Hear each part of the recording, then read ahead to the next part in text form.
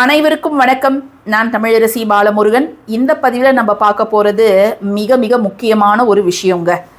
அதாவது நம்முடைய அன்றாட வாழ்க்கையில் நம்ம இந்த ஒரு பொருளை தொடாமல் இருக்கவே மாட்டோம். அது என்ன பொருள் அப்படின்னு பார்த்தீங்கன்னா, பணத்தை வைக்கக்கூடிய மணி பர்ஸ் அப்படின்னு சொல்லலாம், வாலெட்டுன்னு சொல்லலாம், ஹேண்ட்பேக்குன்னு சொல்லலாம், அல்லது கிளச்சு அப்படின்னு கூட நம்ம அழைக்கலாம். ஒருத்தர் கையில் பணம் எப்பொழுதும் புழங்கிக் கொண்டே இருப்பதற்கும் அல்லது பணத்தட்டுப்பாடு இருப்பதற்கும் மிக முக்கியமான காரணம் அவர் பயன்படுத்தக்கூடிய மணி பர்ஸு. ஆமாங்க, இந்த மணி பர்ஸை அவர் எப்படி பராமரிக்கிறார், அதில் பணத்தை எப்படி வச்சுருக்கிறாரு, அந்த மணி பர்ஸில் வேறு என்னென்ன பொருள்கள்லாம் வச்சுருக்கிறாரு அப்படிங்கிறது ரொம்ப ரொம்ப முக்கியம். நிறைய பேர் நம்ம மணி பர்ஸை பற்றி பேசினாலே மணி பர்ஸோட நிறம் என்னவா இருக்கணும் அப்படின்னு கேட்பாங்க. ஆனால் என்ன கேட்டிங்கன்னா, மணி பர்ஸோட நிறத்தை விட நாம் அதை எப்படி வச்சுருக்கிறோம் அப்படிங்கிறது தான் ரொம்ப முக்கியம். இப்போ இந்த பதிவில் நம்ம பார்க்க போகிறது, நீங்கள் என்ன நிறம் மணி பர்ஸ் பயன்படுத்தினாலும் சரி, அல்லது ஹேண்ட்பேக்கோ வாலெட் எது நீங்கள் பயன்படுத்தினாலும் சரி, அதில் வைக்க வேண்டிய மிக முக்கியமான ஒரு பணத்தை ஈர்க்கும் ஒரு காந்த பொருள் அது என்ன அப்படின்னு தான் நம்ம பார்க்க போகிறோம். ஏன்னா சில பேருக்கு சென்டிமெண்டலாக சில நிறங்கள் பிடிக்கும். எனக்கு இந்த கருப்பு பர்ஸ் அப்படிங்கிறது ரொம்ப சென்டிமெண்டல். ஏன்னா எனக்கு இதில் நான் பயன்படுத்த ஆரம்பித்ததுக்கப்புறம் எனக்கு எப்பொழுதுமே இந்த பர்ஸில் பணம் இருக்கிற மாதிரி தான் எனக்கு தோணும். ஏன்னா எப்பொழுதுமே பணம் இருக்கும். ஸோ நான் இந்த கருப்பு பர்ஸ் சில பேர்லாம் பயன்படுத்தக்கூடாது அப்படின்னு சொல்லுவாங்க. ஆனால் எனக்கு இந்த கருப்பு நிற பர்ஸ் செட் ஆகிடுச்சு. இதில் ஒரு முக்கியமான விஷயம் நீங்கள் என்ன பார்க்கணும் அப்படின்னு கேட்டிங்கன்னா, நீங்கள் பர்ஸ் உபயோகிக்கும் போது இந்த கார்னர்லாம் எப்படி இருக்குது, நல்ல நிலையில் இருக்குதா அப்படிங்கிறத நீங்கள் பார்த்துக்கோங்க. இப்போது எடுத்துக்காட்டாக இந்த பர்ஸை நீங்கள் எடுத்துக்கோங்க. இது ஒரு சாதாரண சின்னதாக தான் இங்கே பழுதடைஞ்சிருக்குது. பட் இதை நீங்கள் பயன்படுத்த இது சுத்தமாக பிஞ்சிடும். இதை நம்ம ஒவ்வொரு முறையும் பணம் எடுக்கும்போது இந்த பர்ஸை நம்ம பார்க்கும்போது அது நமக்கு என்ன சொல்லணும்னா, ஒரு ஏழ்மையின் நிலை அல்லது ஒரு வறுமையின் நிலை, ஒரு புவர் மென்டல் ஸ்டேட்டஸை தான் நமக்கு அது உணர்த்தும். ஸோ அதுவே நமக்கு பதிஞ்சிடும் நம்ம மனசில். ஸோ இப்படிப்பட்ட பர்ஸுகளை நீங்கள் பயன்படுத்தாதீங்க. இதை மாதிரி பழுதடைந்த பர்ஸு அல்லது ஜிப்பு இந்த இடத்துலலாம் பிஞ்சு போயிருக்குது, இல்லை நூலாக அருந்து போயிருக்குது, இல்லை சில பர்ஸில் பார்த்திங்கன்னா இந்த பிடிக்கிறதுக்கான இந்த ஒரு க்ரிப்பே இருக்காது, இது கட்டாகி போயிருக்கும். ஸோ அப்படிப்பட்ட பர்ஸெல்லாம் நீங்கள் பயன்படுத்தாதீங்க. ஏன்னா நம்முடைய பொருளாதாரத்தை நிர்ணயிக்கக்கூடிய ஒரு அளவுகோல் இந்த பர்ஸு. ஸோ இதை மாதிரி பழுதடைஞ்சிருந்தால் இதை நீங்கள் உடனே மாற்றிடுங்க. அதே போல் பர்ஸுக்கு உள்ளார இருக்கக்கூடாத சில பொருட்களையும் நான் இப்போ சொல்லிடுறேன்.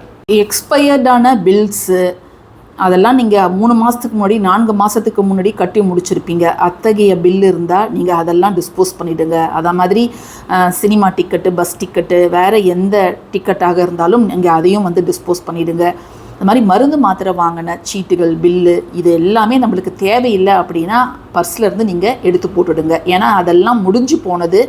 அந்த முடிஞ்சு போனது அதோட லைஃப் முடிஞ்சிருச்சு. ஸோ நம்ம அதை திரும்பவும் நம்ம பர்ஸில் வச்சுருக்கிறது நல்லது கிடையாது. அதே போல் நிறைய பேர் நமக்கு விசிட்டிங் கார்டெலாம் தருவாங்க. அந்த விசிட்டிங் கார்டெல்லாம் நீங்கள் கார்டு ஹோல்டரில் வைக்கணுமே தவிர அதையும் நீங்கள் உங்கள் பர்ஸ்லேயே வச்சிட்ருக்கக்கூடாது. அப்படி நம்ம வைக்கும் பட்சத்தில் அதுவும் ஒரு நெகட்டிவ் வைப்ரேஷனை தான் அது வெளியில் தரும்.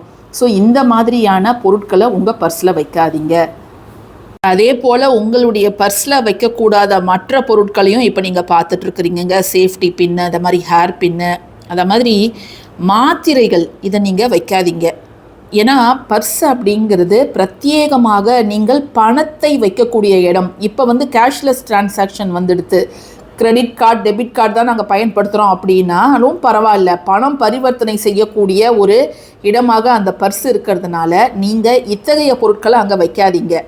இதெல்லாம் எனக்கு அப்பப்போ தேவைப்படும் அப்படின்னா இதற்கு ஒரு தனியாக ஒரு பவுச் மாதிரி இப்போ நிறைய பவுச்சஸ்லாம் விற்கிது. நீங்கள் அதை மாதிரி பயன்படுத்தி கொள்ளலாம். ரூபாய் நோட்டுகளையும் சில்லறை நாணயங்களையும் நீங்கள் அந்த பணம் வைக்கக்கூடிய அந்த பர்ஸில் மட்டும் வையுங்க. அதே போல் நிறைய ஜென்ஸ் என்ன பண்ணுவாங்கன்னா, சின்ன கத்திரிக்கோள் இருக்குது இல்லையா, அதை 2-3 தடவை மடக்கினா அது குட்டியாகிடும். அதை மாதிரி சிசர்ஸை வைப்பாங்க. அதெல்லாம் வைக்கவே கூடாது நம்மளுடைய மணி பர்ஸில். இது எல்லாமே ஒரு விதமான நெகட்டிவ் வைப்ரேஷனை தான் வெளியில் தரும்.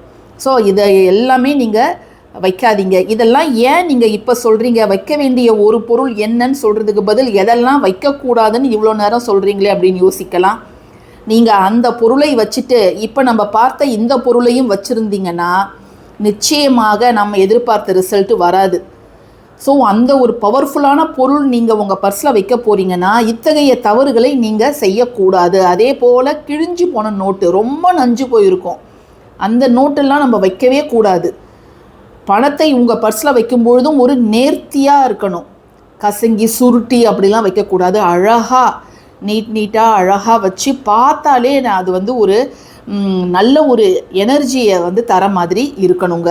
நம்ம சேனல்லே பர்ஸில் வைக்க வேண்டிய மிக முக்கியமான பொருட்கள்னு நிறைய பொருட்களை நம்ம உங்ககிட்ட காமிச்சிருக்கிறோம். லைக் வெள்ளி காசு, 27 பச்சரிசி, அதுக்கப்புறம் இன்னும் நிறைய அந்த லக்ஷ்மி வஸ்து பொருட்கள்லாம் காமிச்சிருக்கிறோம். பட் ஆனால் அதையெல்லாம் விட மிக சக்தி வாய்ந்த ஒரு பொருள் தான் இப்போ நம்ம பார்க்க போகிறோம்.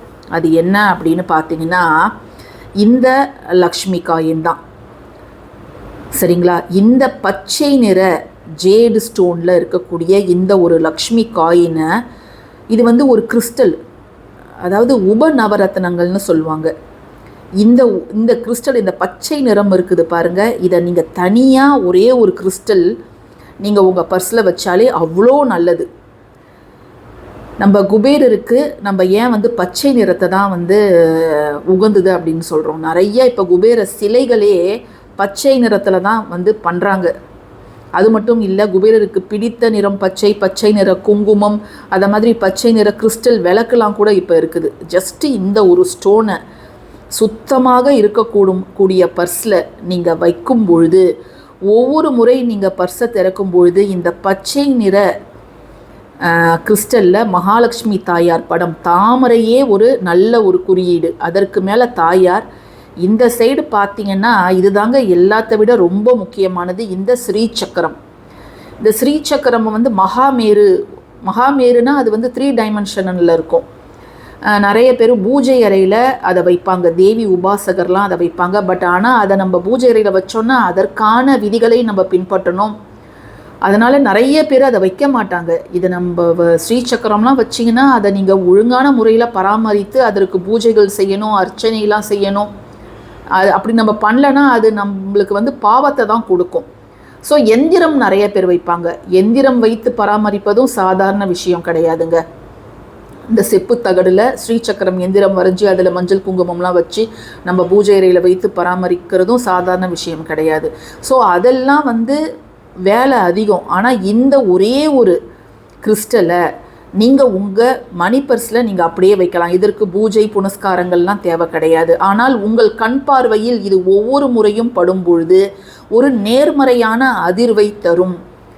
இதை நீங்கள் பார்த்த அந்த மாத்திரத்தில் நம்ம வந்து நம்மக்கிட்ட ஏராளமான பொன்பொருள் இருக்குது, நம்ம வந்து ஒரு ரிச் மைண்ட் செட் வரும். ஒரு புவர் மைண்ட் செட்லேருந்து ஒரு ரிச்சான மைண்ட் செட்டு, ரிச்சான ஒரு மைண்ட் ஸ்டேட்டஸ்க்கு நம்ம என்டர் ஆகிடுவோம். நான் சொல்கிறது உங்களுக்கு புரியும்னு நினைக்கிறேன். ஸோ இது வந்து ஆன்லைனில் நிறைய இடத்துல கிடைக்குது. ஏன்னா இது நான் வந்து என் பர்ஸில் நான் வந்து வச்சிட்ருக்கிறேன், கடந்த ஒரு 2 மாதங்களாக வச்சிட்ருக்கிறேன். நல்ல பலன் எனக்கு கொடுத்துருக்கு. இந்த ப்ராடக்டை வந்து நான் டேக் பண்ணியிருக்கிறேங்க. நீங்கள் ஸ்க்ரீனில் வீடியோ தொடங்கும் போது ஸ்க்ரீனில் பார்க்கும்பொழுதே கீழே வந்து பார்த்தீங்கன்னா சின்னதாக உங்கள் லெஃப்ட் ஹேண்ட் சைடில் சின்ன பாக்ஸஸ் இருக்கும். ஸோ அதில் வந்து நீங்கள் கிளிக் பண்ணி இதை நீங்கள் தாராளமாக வாங்கிக்கலாம். இதை வந்து என்றைக்கு நீங்கள் பூஜை உங்களுடைய பர்ஸில் வைக்கணும் அப்படின்னு பார்த்தீங்கன்னா, ஏதாவது ஒரு நல்ல உங்கள் பூஜை அறையில் இந்த காயினை வச்சுட்டு மகாலட்சுமி தாயாரை நீங்கள் வேண்டிக்கிட்டு அதுக்கப்புறமா உங்கள் பர்ஸில் எடுத்து வைக்கலாம். அது மட்டும் இல்லாமல் ஒவ்வொரு வெள்ளிக்கிழமையும் நீங்கள் என்றைக்கெல்லாம் பூஜை செய்கிறீங்களோ இந்த ஒரு கிறிஸ்டலை உங்கள் பூஜை அறையில் வையுங்க. தூப ஆரத்தி காமிங்க. இந்த கிறிஸ்டலுக்கு நம்ம சக்தி, அதாவது எனர்ஜி கொடுக்குற மாதிரி அர்த்தம்.